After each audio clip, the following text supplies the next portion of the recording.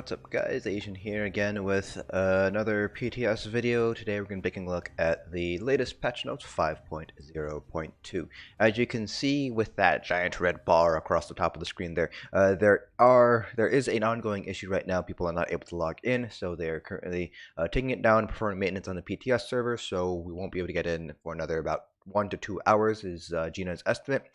So until we can get onto the PTS, I can't really do any tests taking a look at any of the changes here. And there are a few changes here that I do want to take a look at on the PTS itself, because the wording here is not necessarily very clear.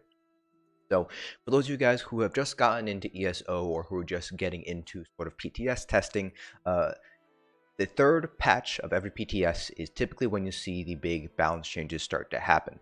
So you have the first week, which is just introducing new content. The second week is normally some bug fixes, maybe a few balance changes that they might have had planned for the first week who couldn't get in.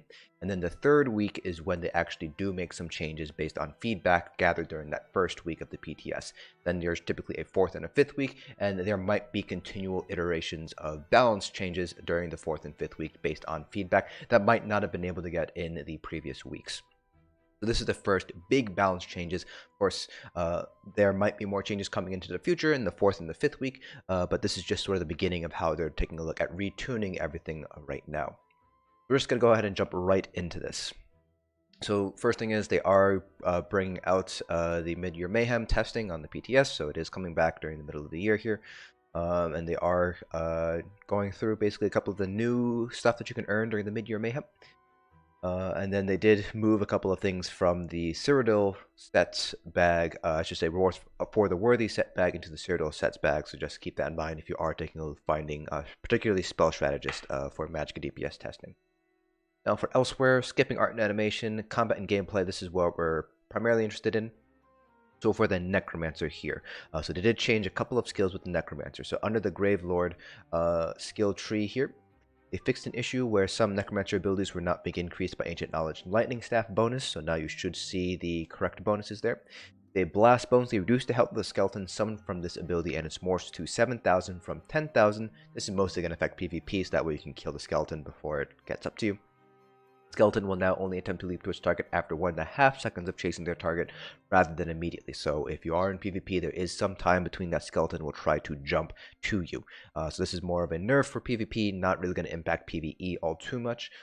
Perhaps maybe for PvE, if you're a Magicka Necromancer and you're playing at ranged, it might impact how you weave your abilities, because now you have to account for that 1.5 seconds or that jump time. So that might play a little bit of a role there, but generally speaking, this is going to impact PvP more than PvE. Reusable parts. His passive has been redesigned, so when your Blast Bones, Skeleton Mate, or Spirit Mender dies, the cost of your next summon of one of these abilities is reduced by 12% or 25% with the max passive. This is a general buff. I believe it was 10 and 20. I don't remember off the top of my head, so this is going to be a general buff to sustain for PvE mostly. So pretty nice buff to overall sustain. It's definitely going to help out stamina Necromancers, which did have a couple of sustain issues. Magicka Necromancers, you guys are pretty much okay with stamina, so this is just going to be a small buff to you in terms of sustain. Under the Bone Tyrant skill tree, fixed an issue with Bitter Harvest, where this ability and its morphs would cause consumed corpses to linger longer than intended. Bone Armor, they fix an issue with this ability and its morphs where they can spawn additional corpses and charge you additional resources for casting. Death Gleaning is the passive that used to restore Magicka and Stamina when an enemy dies, so now it restores 100 or 200 Magicka and Stamina, up from 50 to 100, and they removed the cooldown from this ability. So in more ad-heavy fights, for example 4-man content, dungeons, ad pulls, and trials, you should be getting some nice sustain through Death Gleaning now, twice as much basically. Death Scythe, they fixed an issue with the morphs of this ability were healing less than the base version, so you should be getting the full healing now. Fixed an issue where this ability and the Hungry Scythe morph were incorrectly being calculated as melee damage rather than direct damage. And then Ruinous Scythe, this morph has been redesigned so it no longer applies Healing Absorption to targets hit. Now every third cast of the ability will set targets hit off balance. So this is going to be no longer be used in PvP because now you don't have the Healing Absorption anymore. I'm not sure how important off balance is to PvP. It might be important, but it does require you to hit the enemies. It sets every third cast, so I don't think every single cast needs to hit the enemy, but the third cast might have to hit the enemy in order to set them off balance. This might be beneficial for tanks and healers in PvE, although I don't see any instances where you would necessarily be using Ruinous Scythe compared to the other morphs, especially as a tank, which gives you that heal over time. So I think they basically just completely neutered this morph of Ruinous Scythe. But let me know down in the comment section below, especially if you PvP a lot, whether this change is going to impact whether you run Ruinous Scythe or not. Last gasp, they reduced the max health bonus from this passive to 625/1250 from 1000 to 2000. This is a nerf to the max health bonus, so a lot of people were saying, well, for Necromancers I can just run an Orc, the stamina DPS, and just run Parse Food because Orcs get some additional max health. You can't really do that anymore, so now you will have to kind of play around with health enchants or other ways to increase your health if you do want to run something like Parse Food. Again, the PTS is still down, so I am not able to see what your max health actually is with Parse Food yet, so that remains to be seen. Under the Living Death line, Reanimate, they increased the cost of this ability to 350 ultimate from 200. It still retains the cost reduction scaling as it ranks up, and the final base cost will be 335 at rank 4. Renewing Animation will now cost 335 ultimate. Animate Blast Bones, these two are the morphs, will now cost 335 ultimate and reduce in rank to 320 at rank 4. So this was a much needed nerf to the Reanimate. So this is the Res Ulti, the one that resurrects 3 allies within the area where you target. This is definitely a needed nerf to this ultimate from a PvP perspective. From a PvE perspective, not that big of a deal. Sure, it makes content easier, it'll help save you from wipes, but generally speaking, it's not that big of a deal in PvE. It's more for PvP, you know, when you have a lot of Necromancers in a Zerg and they're just spamming this ultimate. So I think this is a much needed nerf to the ultimate, and I'd rather have an increased ultimate cost than any other potential possibilities of nerfing this ability. Undead Confederate reduced the stamina and magic recovery granted from this passive to 100/200 from 150/300.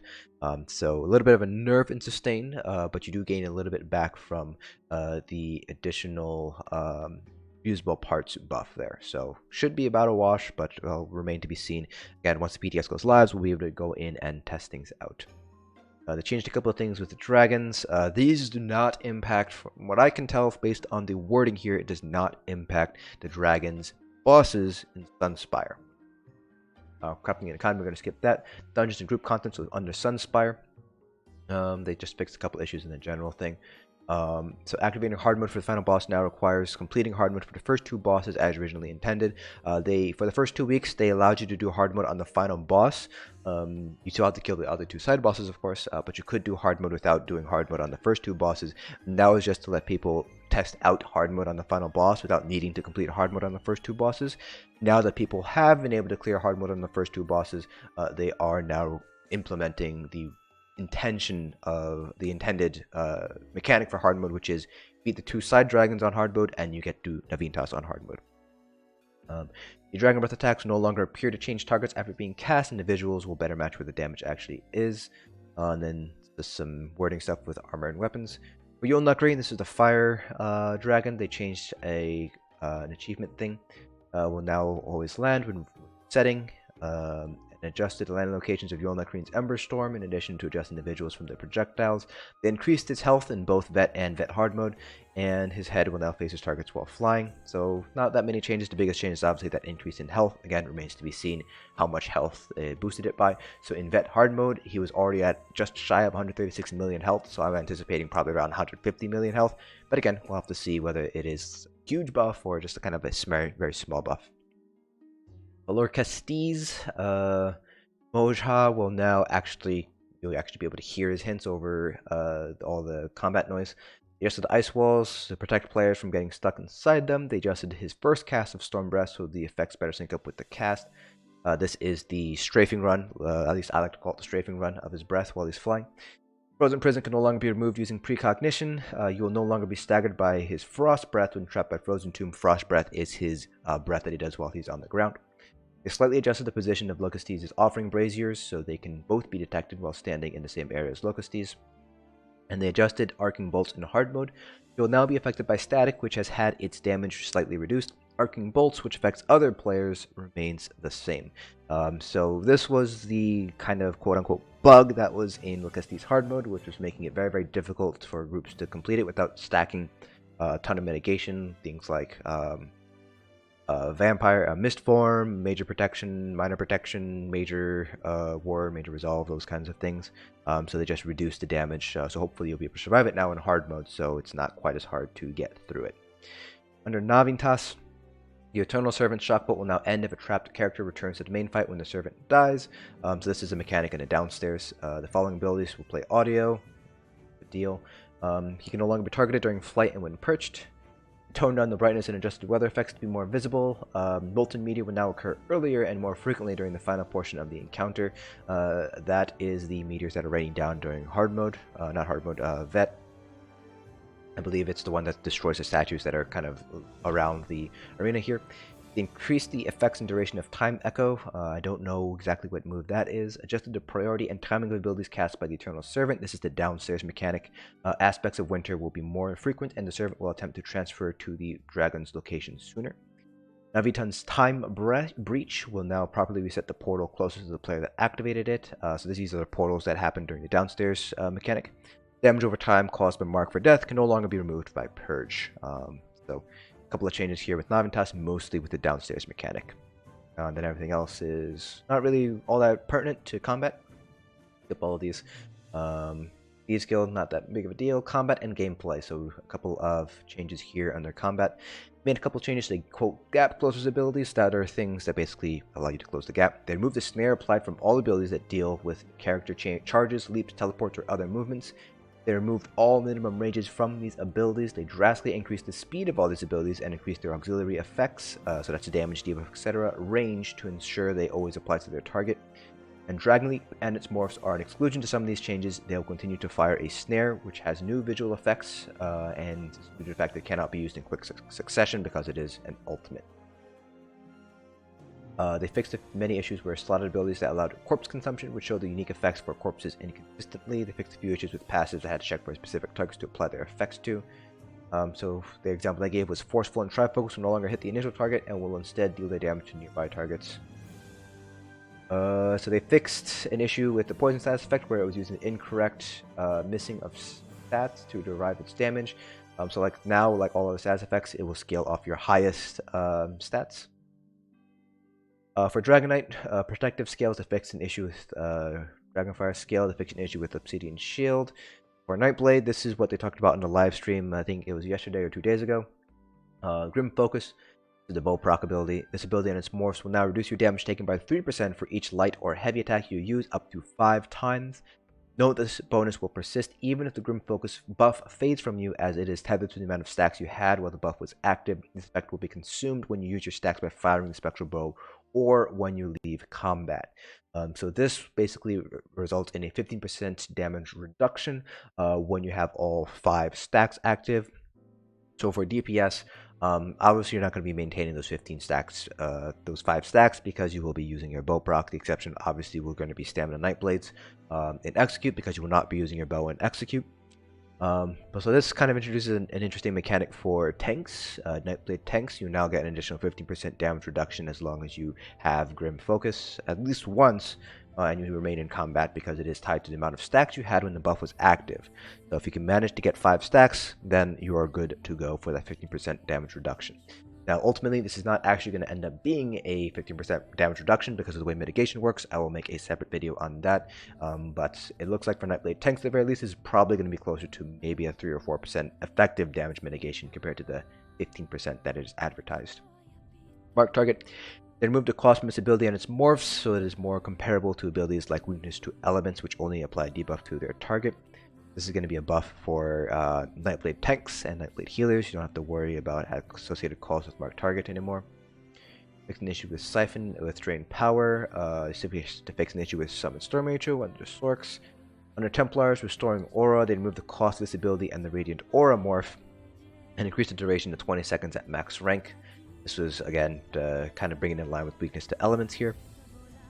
Under the dual wield line, Whirling Blades, they reduced the execute threshold for this ability to 50% from 100% in order to reduce instances where it was outperforming single target spammable attacks.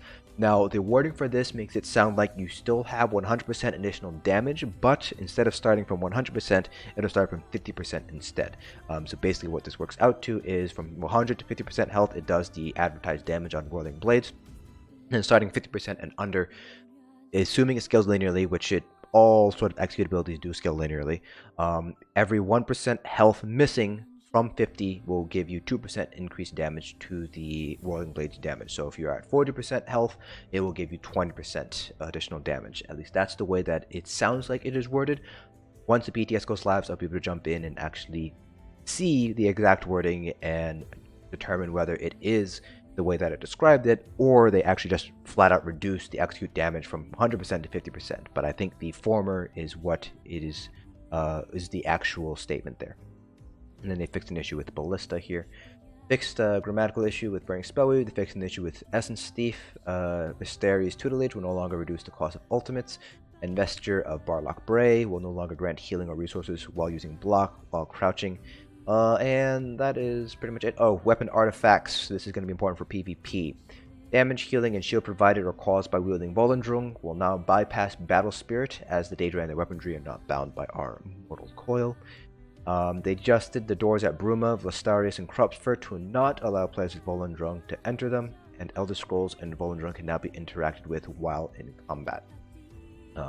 So this basically means that damage, healing, and shields are going to be doubled in strength because Battle Spirit cuts all that in half. So hopefully that means Volendrung will be more powerful. I don't PvP enough to know what that means. Those of you guys who are testing Volendrung in Cyrodiil, please leave down in the comment section below what this means, whether this is a needed buff to Volendrung or this is a needless buff and is going to make Volendrung overpowered in Cyrodiil. So let me know down in the comment section below what that is, because again, I don't PvP that often. I'm not testing Volendrung in Cyrodiil right now. And that's pretty much it for all the challenges here. Everything else is pretty much not really related to combat. The big changes here is Lingering Focus change for Nightblades. This is going to be a buff for Nightblade tanks, and it's basically it's a change. Overall it is a buff for all Nightblade specs, but it is the biggest buff for Nightblade tanks, arguably, because again, you don't get the full 15% mitigation, but it is still some additional mitigation that you would not normally would be able to get here. And then for stamina DPS, Whirling Blades is the big change here. Again, I do have to wait for the PTS to go live again in order to figure out the exact wording. Once I do that, I will do a separate video taking a look at when Whirling Blades will be better to use compared to a spammable. Assuming, of course, that it is going to be better at some point to be using as a spammable. Even if it isn't, I will still make that video just so you guys can know when it is best to use Whirling Blades, or if you should just completely drop Whirling Blades instead. So that is it for this video. Again, PvPers, please let me know down in the comment section below how these changes will impact PvP. I don't know PvP enough to know how any of these changes are going to impact your sort of area of expertise. So please let me know down in the comment section below how these changes are going to pan out in both Battlegrounds and Cyrodiil. As always, there's a link down in the description below to the full PTS patch notes if you guys want to take a look at non-combat related changes. Hope you guys found this video informative, and I'll see you guys in the next dungeon.